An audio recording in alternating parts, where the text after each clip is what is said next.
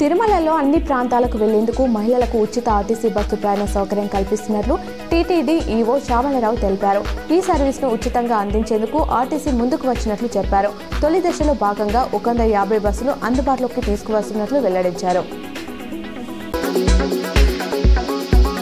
ముఖ్యమంత్రి రేవంత్ రెడ్డి పిట్టల దొర మాటలు ఆపాలని బాల్కొండ ఎమ్మెల్యే వేముల ప్రశాంత్ రెడ్డి అన్నారు. గురువారం ఆయన మాట్లాడుతూ 18 నెలల నుంచి సీఎంగా చేసింది ఏమిటని ప్రశ్నించారు. ఇచ్చిన హామీలు అమలు చేసే వరకు బీఆర్ఎస్ రేవంత్ వెంట పడుతూనే ఉంటుందన్నారు. నిజామాబాద్లోని శాస్త్రీనగర్ శివార్లో పేకట ఆడుతున్నారని సమాచారం మేరకు దాడి నిర్వహించినట్లు నిజామాబాద్ 6వ టౌన్ ఎస్ఐ వెంకట్రావు తెలిపారు. ఈ దాడిలో 10 మందిని అరెస్ట్ చేసి వారి నుంచి ₹76,000 నగదు స్వాధీనం చేసుకున్నామన్నారు.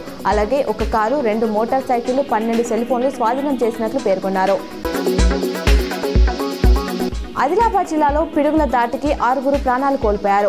బేలం మండలంలోని 2 వేర్వేరు ప్రాంతాల్లో పిడుగులు పడి పొలం పనులు చేసిన నందిని, సునీత మృతి చెందారు. గదిగూడ మండలం పిప్పిరిలో 14 మంది పొలం పనులు చేస్తుండగా వర్షం పడింది. దీంతో వీరంతా దగ్గరలోని గుడిసెలోకి వెళ్లారు. అహ్మదాబాద్లో జరిగిన ఫ్లైట్ క్లాష్లో చాలా మంది చనిపోయారు. ఒకరు మాత్రమే ప్రాణాలతో బయటపడ్డారు. మృతిలో ఒకే కుటుంబానికి చెందిన 5 ఉన్నారు.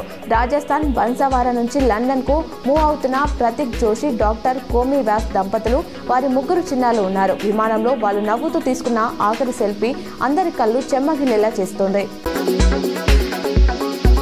అహ్మదాబాద్ విమాన ప్రమాద బాధితులను పరామర్శించేందుకు ప్రధాని మోదీ ఇవాళ గుజరాత్కు వెళ్లనున్నారు. అక్కడ సివిల్ ఆసుపత్రిలో చికిత్స పొందుతున్న బాధితులను పీఎం పరామర్శించనున్నారు. అనంతరం విమానం కూలిన స్థలాన్ని ఆయన పరిశీలించనున్నారు. పీఎం వెంట కేంద్ర మంత్రి రామ్మోహన్ నాయుడు, గుజరాత్ సీఎం భూపేంద్ర పటేల్ కూడా వెళ్లనున్నట్లు తెలుస్తోంది.